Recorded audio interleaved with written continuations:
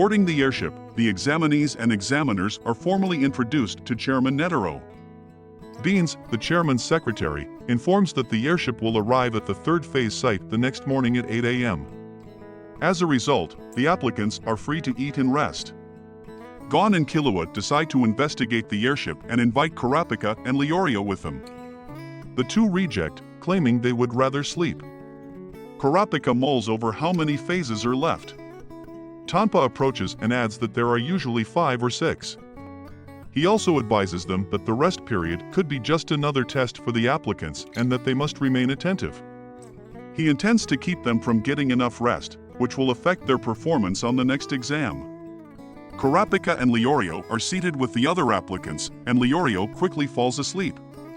Kurapika believes that a surprise is improbable and prefers to rest as well.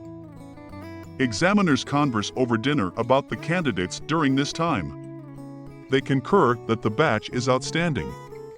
Menchi claims that Hanzo is a risky applicant, and Bohara points out that Hisoka was about to launch an attack when Menchi initially rejected all candidates. Menchi corrects him, stating that Hisoka was already dangerous prior to the second phase, which is also why she was tense from the start. According to Saditz, hunters look for deserving rivals, but Hisoka is someone who accelerates when others would have already slowed down. Eventually, Gon and Killua settle down to discuss their families. Killua casually responds that his parents are likely still alive and that they are assassins in response to Gon's inquiry about their whereabouts and line of work. Gon is shocked and queries whether they are both assassins. Killua chuckles because he finds Gon's response funny and he is the one who took Killua's response seriously. Killua reveals that as the future heir to the family's business, he is under pressure to perform because he comes from a family of assassins. In order to leave their home and find his own future, he had to attack his mother and brother. Even more naively, he declares that once he becomes a hunter, he will hunt down his own family to collect a reward. They are noticed by Chairman Netero, who then plays a trick on them by first appearing from one direction while giving the impression that someone else is watching them from the other side of the corridor. Killua acknowledges his guilt and compliments his quickness.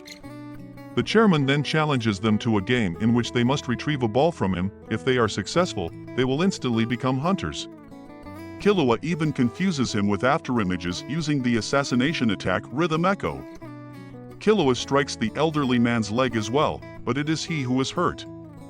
Gon makes an attempt to catch the ball as well, even forming a team with Killua. Tanpa learns that he is unable to sabotage Kurapika and Leorio because they are already dozing off.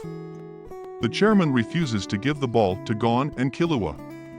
Killua claims he is so skilled that he can function without using all of his limbs. Insidiously irritated, Killua decides to give up. Gon is determined to force the elderly man to use his right arm.